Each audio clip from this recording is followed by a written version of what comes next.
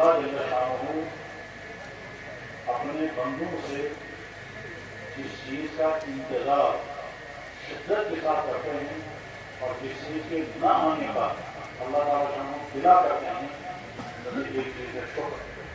قرآن کریم میں اللہ تعالیٰ فرماتے ہیں قلیل من عبادی الشکور، میرے بندوں میں بہت کم ہے کہ شکر گزار۔ اور کبھی یوں ارشاد فرماتے ہیں افلا تشکرون، تم شکر کیوں نہیں کرتے؟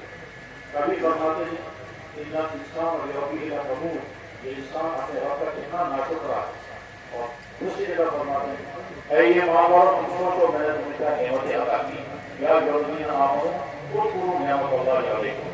ان تمام ارشادات کو سن کر کے اب ہم غور کریں، اللہ نے اتنا بڑا کرم ہم پر فرمایا کہ ہمارے مطالبے کے بغیر، ہماری درخواست کے بغیر، ہماری کسی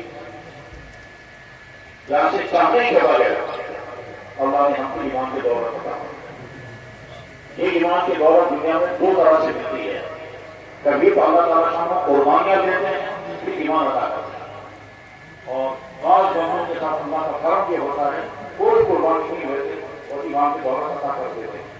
دونوں کا تذکرہ قرآن کریم میں اللہ تعالیٰ شامہ فرماتے ہیں احسب الناس ان یترکوا ان یقولوا آمنا وهم لا یفتنون، کیا لوگوں نے سمجھ رکھا ہے کہ وہ ایمان لائیں گے اور ان کو آزمائش نہیں آئے گی؟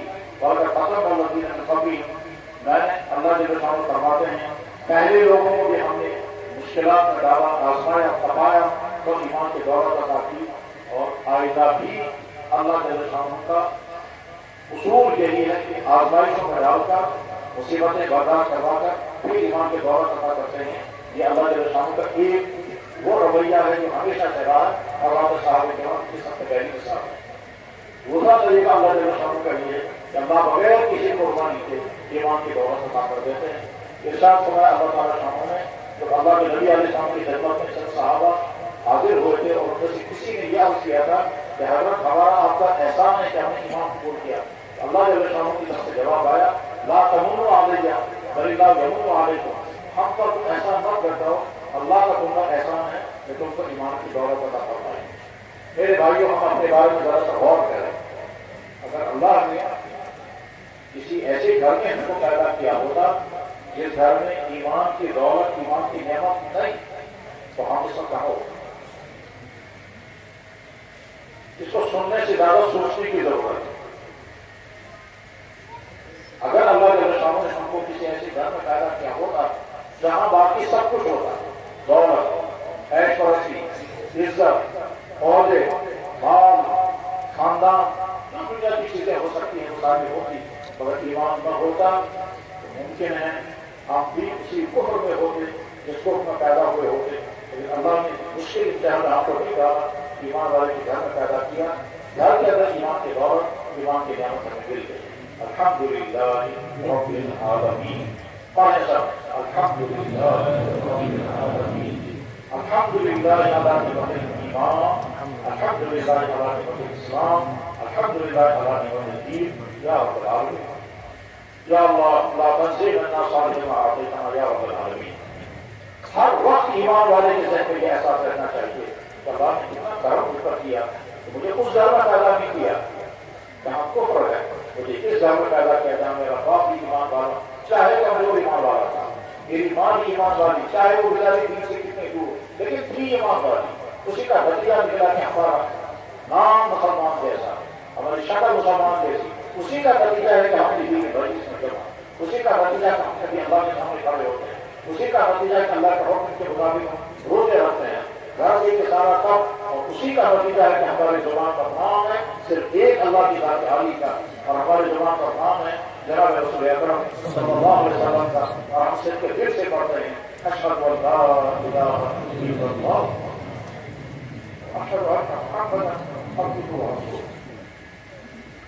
ایک مرتبہ اللہ کے نبی علیہ السلام کے سامنے کرنا پڑا اور عجیب انداز سے پڑھا، اس کا تذکرہ گوروں کی کتابوں میں آتا ہے، گوروں کی بڑی افضلی کتاب الحزب الاعظم جو ہمارے سلسلے کے تمام مشاہیر کا معمول ہے، اس میں وہ دعا موجود ہے۔ اللہ کے نبی علیہ السلام اس طرح کرنا پڑ رہا ہے، یا اللہ میں آپ کو گواہ بنا اور آپ کی ساری مخلوق کو گواہ بنا اور فرشتوں کو گواہ بنا، میں گواہی دے رہا ہوں آپ میرے اللہ ہیں، اور میں گواہی گواہی دے رہا ہوں کہ میں محمد رسول اللہ ہوں. پھر آپ نے آگے فرمایا یا اللہ میں نے یہ جو گواہی اس وقت دی ہے یہ گواہی میری طرف سے میرے اس امتی کے نام اعمال میں لکھ ہے جس نے آج تک ایسی گواہی دی. یا اللہ ہمارے زمین کو جو ہمارے حق کو قبول فرما دیں اور اسی کو گواہی ہمارے نام اعمال میں شامل. حضرات اللہ نے یہ نعمت و دولت ہمیں عطا فرمائی ہے. اب ہر لمحے ہمیں اس بات کا فکر رہنا چاہیے کہ ہماری زندگی ایمان والوں جیسی زندگی ہے یا خدا نہ خاصا اس کمیاں تو نہیں ہیں, خامیاں تو نہیں ہیں, کوتاہیاں تو نہیں ہیں عبادات میں, معاملات میں, معاشرت میں, رہن سہن میں اور خاص طور پر اپنی اولادوں کے معاملے میں ہم کسی کوتاہی کے شکار تو نہیں. کوتاہی کے شکار ہونے والا کیا ہے؟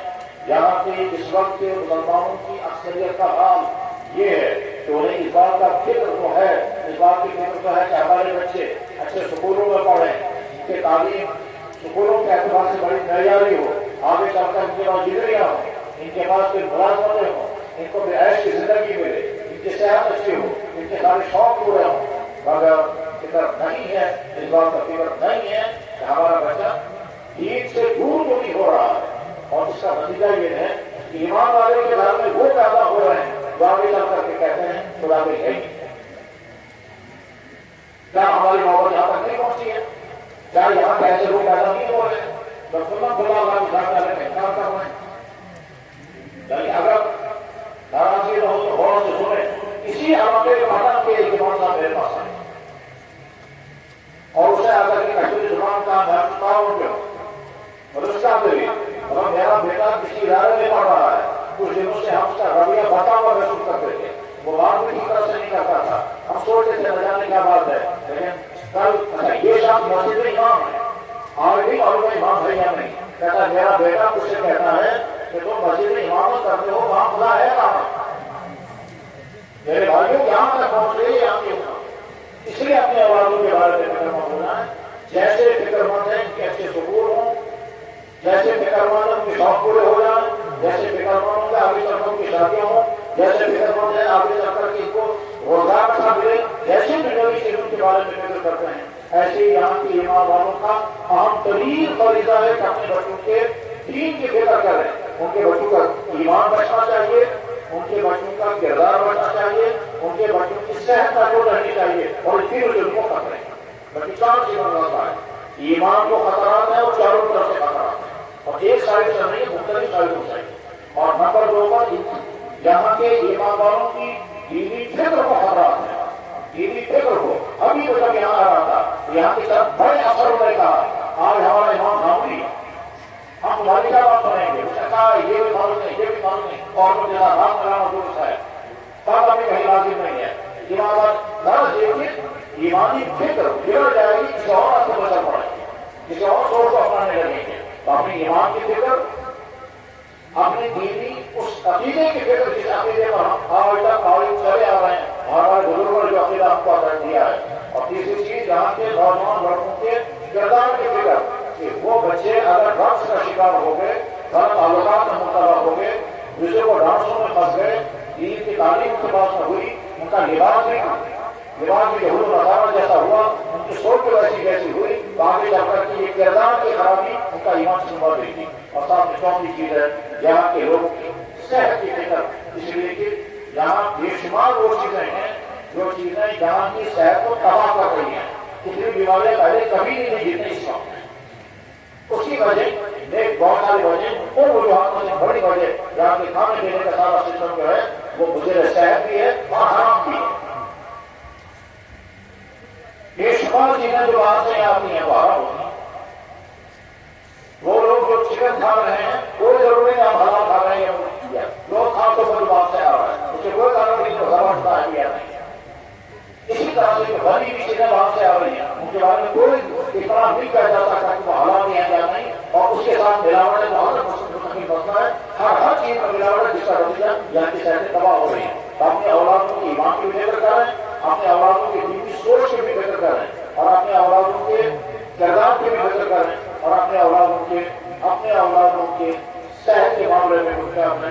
یہی پیغام یہاں سے لے کر کے ہم کو جانا چاہیے کہ ہم اپنے اس کشمیر کے تمام چیزوں کو بچانے کا عہد کریں گے اور انشاءاللہ اس سے پہلے جو ہمارے مقدر حضرات علماء کرام دین کی ارشادات ہمارے ہوں گے ان کو پھر ذہن مطالعہ کریں اور اپنی زندگی کا جزء لائنصاف بنائیں. اپنے حضرت والا اس وقت خطاب فرمائیں گے کہ اس میں ہم سب کے لیے تعالیٰ کی نصیحتیں ہوں گی. اس نیت کے ساتھ سننا چاہیے جو کچھ کہا جا رہا ہے وہ میری ذات سے کہا جا رہا ہے, مجھے اس کو دیکھنا ہے میرے لیے اس میں کیا ہے. کرنے کی چیز اگر میں کرنے کا ارادہ کروں گا اور اگر پہلے سے کر رہا ہوں الحمدللہ, اور اگر بچنے کی چیز کہی جائے گی, بیان کرنے والا کبھی بیان کرتا ہے تو یہ کہتا ہے اللہ اور اللہ کے نبی کا حکم یہ کام کرو, اور کبھی بیان کرنے والا خود کہتا ہے اللہ اور اللہ کے نبی کا حکم اسلام سے بچو. یعنی کبھی فرائض اور سنت بیان کیے جاتے ہیں, کبھی محرمات کی یعنی اللہ نے ایمان والوں پر اللہ کے نبی ایمان والوں پر کیا چیزیں واضح کی ہیں, کبھی یہ بیان ہوتی ہے اور کبھی یہ بیان ہوتا ہے کہ اللہ اور اللہ کے نبی نے کیا چیزیں ہمیں حرام کی ہیں, اور کبھی بیان کرنے والا ایمانیات بیان کرتا ہے ایمان والوں کا ایمان اللہ کے ذات کے بارے میں عقیدہ کیا ہونا چاہیے, نبی کے ذات اقدس کے بارے میں عقیدہ کیا ہونا چاہیے. قرآن کے عقائد کا بیان, کبھی عقائد کا بیان ہوگا, کبھی فرائض و سنت کا بیان ہوگا, کبھی مقروحات اور محرمات کا بیان ہوگا. سننے والوں کو چاہیے کہ وہ بیان ہو رہا ہے وہ مثبت مطابق ہو رہا ہے.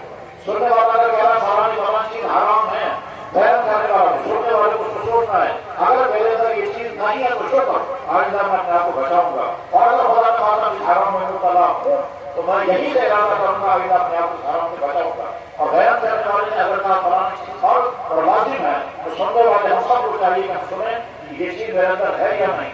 اگر یہ چیز میرے اندر ہے تو الحمدللہ آئندہ مزید استقامت کرنی ہے, اور اگر خدا نہ خاصا یہ چیز میرے اندر نہیں ہے, میرے اندر یہ چیز اگر نہیں ہے تو پھر مجھے ارادہ کرنا ہے آئندہ زندگی میں یہ چیز میرے اندر آ جانی چاہیے. میں حدیث لا کر کے بات ختم کر رہا ہوں.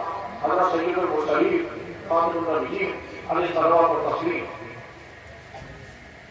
جب حج فرمایا, حج کے موقع پر مختلف مقامات پر بے شمار ارشادات فرمائے, عرفات میں الگ سے خطاب فرمائے, مزدلفہ میں الگ خطاب فرمایا, مینا میں متعدد الگ خطاب فرمایا. تو مینا کے خطاب کے دوران ایک مرتبہ یہ بات ارشاد فرمائی, اور یہ حدیث کی کتاب سنن ابن ماجہ میں حدیث ہے.